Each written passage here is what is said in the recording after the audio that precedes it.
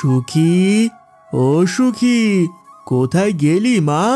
দুঃখী, এদিকে আয়। আমি বাজার থেকে তোদের জন্য আলতা আর চুড়ি এনেছি।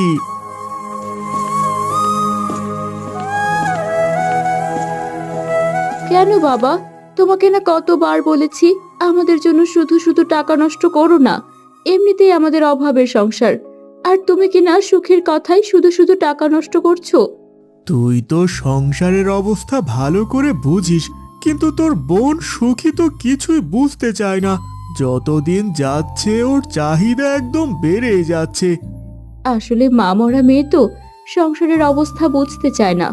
ও আর একটু বড় হোক, দেখবে ও সব কিছু ঠিক বুঝবে।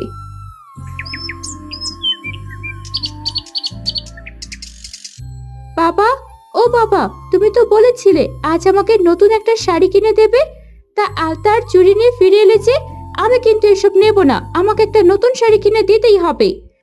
লক্ষ্মী মা আমার, তুই তো ভালো করে জানিস আমার কাছে এখন কোনো টাকা পয়সা নেই। তাছাড়া গত মাসে তো তোকে একটা নতুন শাড়ি কিনে দিলাম। যখন দিতে পারবে না, তাহলে কেন বলেছিলে বাবা? আমি তো তোমার কোনো কথাই শুনতে চাই না। আমাকে তুমি আগামী কালই একটা নতুন শাড়ি এনে দেবে। তোকে কতবার বলেছি বাবার কাছে এসব বাজে বাজে বায়না একদম করবি না। আমাদের কি টাকার গাছ আছে যে বাবা চাইলেই তোকে এটা ওটা কিনে দেবে? আগামীকাল তোকে আমি একটা নতুন শাড়ি কিনে দেব, কিন্তু একটা খুশির সংবাদ নিয়ে এসেছি। তোদের তো মা নেই, যা বলার আমাকেই বলতে হবে, আর তাই তোদের সরাসরি বলছি। বাবা, এত ভনিতা কেন করছো? কি বলবে বলো। তোদের দুই বোনের জন্য ভালো একটা বিয়ের ঘর এসেছে, অনেক বড় ঘর। দুই ছেলেই ভালো চাকরি করে, তাদের আর কোনো ভাই বোন নেই। তাছাড়া মা নেই, শুধুমাত্র বাবা আছেন। বাবা, তোমাকে কতবার বলেছি এসব বিয়ের কথা আমার একদম ভালো লাগে না। তুমি বরং বুবুকে বিয়ে দিয়ে দাও। এসব বললে কি করে হবে মা? ওদের ইচ্ছা একেবারে দুইটা মেয়েকে বিয়ে করে নিয়ে যাবে, আর তাই তারা তোদেরকে পছন্দ করেছে। আর তোরা অমত করিস না মা, আমি তোদের বিয়ে দিয়ে একটু বিশ্রাম নিতে চাই। এই বিয়েতে আমার কোনো আপত্তি নেই, কিন্তু আমার একটাই চিন্তা, আমাদের যদি বিয়ে হয়ে যায় তাহলে তোমাকে কে দেখাশোনা করবে? তা নিয়ে তোকে ভাবতে হবে না মা, আমি আমার নিজের দেখাশোনা নিজেই করতে পারবো। তোরা আগামীকাল তৈরি হয়ে থাকিস, পাত্রপক্ষ তোদেরকে দেখতে আসবে। আপনিও কি সুখী দুঃখীর বিয়ে দেখতে চান? তাহলে চ্যানেলটা সাবস্ক্রাইব করুন এবং লাইক দিয়ে পাশে থাকুন।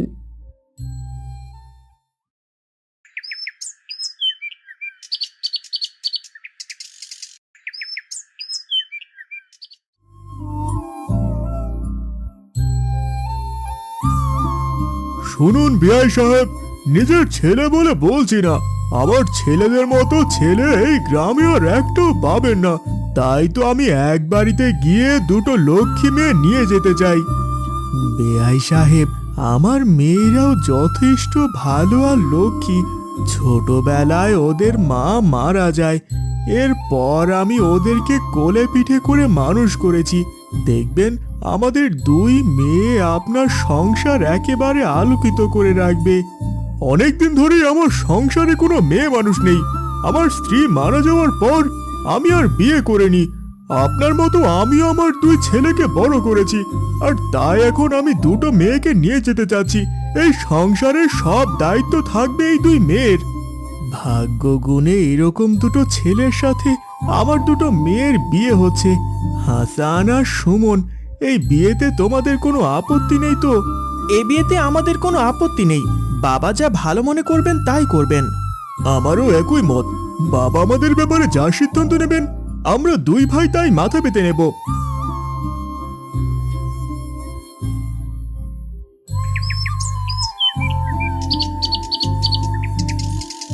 বাবা, কোথায় গেলেন আপনি? এই নিন, আমি আপনার জন্য নাস্তা বানিয়ে নিয়ে এসেছি। হাসান এবং সুমন, কোথায় গেলে তোমরা? দেখো, আমার সংসারে লক্ষ্মী ঢুকে গেছে। এখন থেকে আমাদের আর অন্য কারোর হাতে খাবার খেতে হবে না। ঘরের বউ আমাদের জন্য নাস্তা তৈরি করবে। আমি আপনার জন্য চা বানিয়ে নিয়ে এসেছি। নিন বাবা, গরম গরম চা খেয়ে নিন। আমার ছোট বৌমা আমার জন্য চা বানিয়ে নিয়ে এসেছে। নাও, তোমরা একসাথে আমার সাথে খেতে বসো।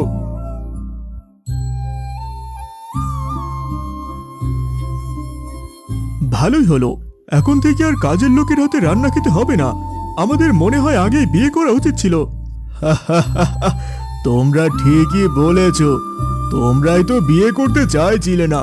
আমি তোমাদের কত জোর করে বিয়েটা করালাম, আর আজকে আমি সংসারের ব্যাপারে একটা সিদ্ধান্ত নিয়েছি। যেহেতু দুঃখী এই সংসারের বড় বউ, তাই সংসারের এই চাবিটা আমি ওকে দিয়ে দিচ্ছি। আরে বাহ, এ তো খুব ভালো কথা। ভাবি যদি এই সংসারের দায়িত্ব নেয়, তাহলে তো আমাদের চিন্তা আরো অনেকটাই কমে যাবে। এ ব্যাপারে তোমার কোনো আপত্তি নেই তো দুঃখী মা? না বাবা, আপনি যা ভালো মনে করেছেন তাই করবেন। আমার এই ব্যাপারে কোনো আপত্তি নেই। এই সংসারটা আপনার, আপনার যাকে যোগ্য মনে করবেন তাকেই তার দায়িত্ব দেবেন। তাহলে এই নাও, এটাই সেই চাবির গোছা। এই চাবিটা তোমার শাশুড়ি মায়ের কাছে ছিল, আজকে থেকে এটা তোমার কাছে থাকবে।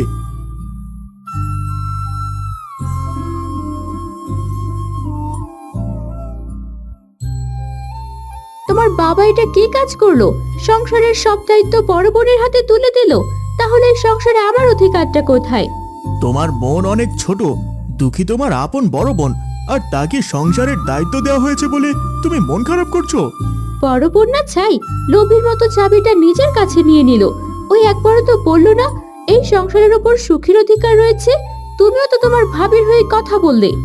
আমি ভাবির হয়ে কোনো কথা বলিনি, আমি বাবার পক্ষ নিয়ে কথা বলছি। বাবা ছোটবেলা থেকে সংসারের ব্যাপারে যা সিদ্ধান্ত নিয়েছেন সব ঠিকই হয়েছে।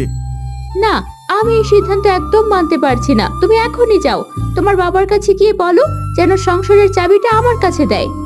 তুমি কি পাগল হলে নাকি? আমি এই কথা বাবাকে মরে গেলেও বলতে পারবো না। বাবার মুখের ওপর আমরা দুই ভাই কখনোই কোনো কথা বলিনি। তোমার সাথে বাজে কথা বলে সময় নষ্ট করে আমার লাভ নেই।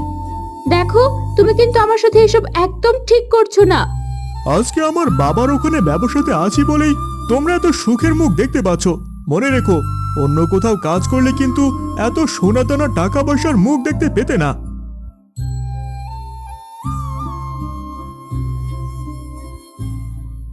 সুখী, ও সুখী, আমার ছোট বৌমা কোথায়? এদিকে এসো তো।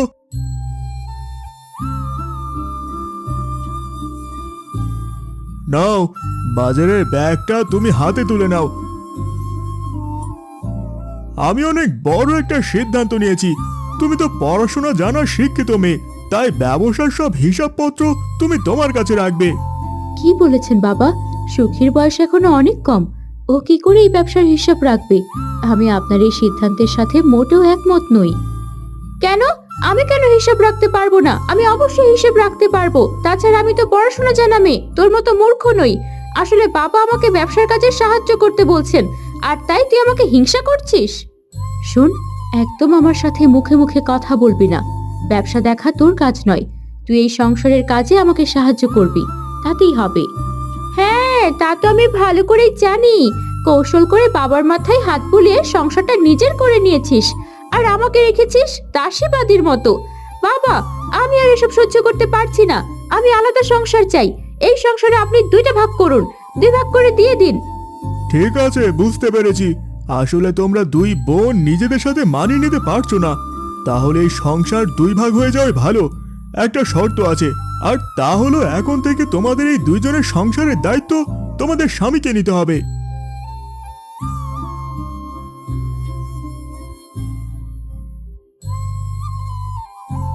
যাক, ভালোই হয়েছে। সংসার এখন 2 ভাগ হয়ে গেছে, আমাদের আর কোনো দুশ্চিন্তা নেই। শোনো, আজকে কিন্তু আসার সময় ভালো দেখে একটা মাছ নিয়ে এসো। তুমি বললেই তো আর মাছ কিনে আনতে পারবো না। মাছ কেনার জন্য তো টাকার প্রয়োজন। তুমি খুব ভালো করে জানো, এখন আমি আলাদা অন্য একটা জায়গায় কাজ করি। বাবা আমাকে কোনো হাত খরচ দেয় না। কই, আগে তো তুমি অনেক বড় বড় মাছ নিয়ে আসতে, মাংস নিয়ে আসতে। এখন তো সব বন্ধ করে দিয়েছো। তখন আমরা যা ইচ্ছা তাই করতে পারতাম। এখন বাবা আমাদেরকে তাড়িয়ে দিয়েছে, আমাদের সংসারের দায়িত্ব নিজেদেরকে নিতে বলেছে।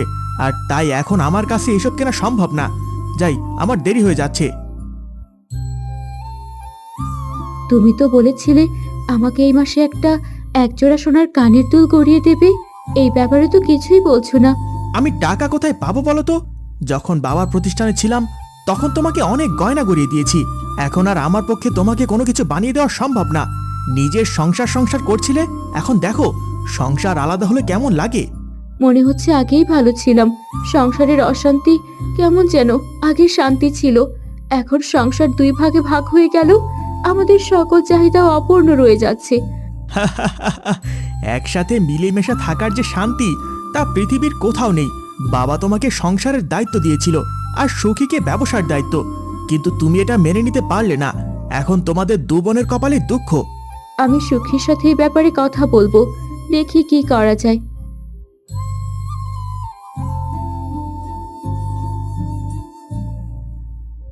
বাবা, ও বাবা, আমাদের অনেক বড় ভুল হয়ে গেছে। আমরা এই সংসার আলাদা চাই না, আমরা আবার এই সংসারে ফিরতে চাই।